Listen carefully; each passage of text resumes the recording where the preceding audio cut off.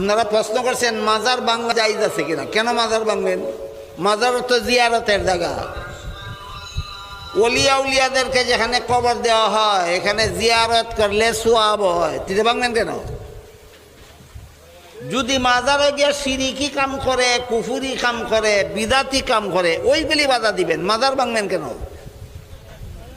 মাজারের নামে মান্নত করলে বাধা দিবেন, মাজারে গিয়ে সেজদা দিলে বাধা দিবেন, মাজারে গিয়ে চক্কর দিলে বাধা দিবেন। এগুলি বিদাত, কুফুরি, শিরিকি।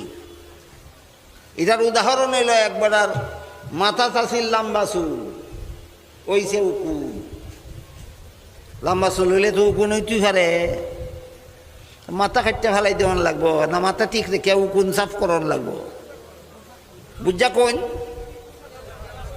মাথা টুকুন হইলে মাথা কাটতে ফেলাই দেওয়ান লাগবো না উকুন সাফ করান লাগবো।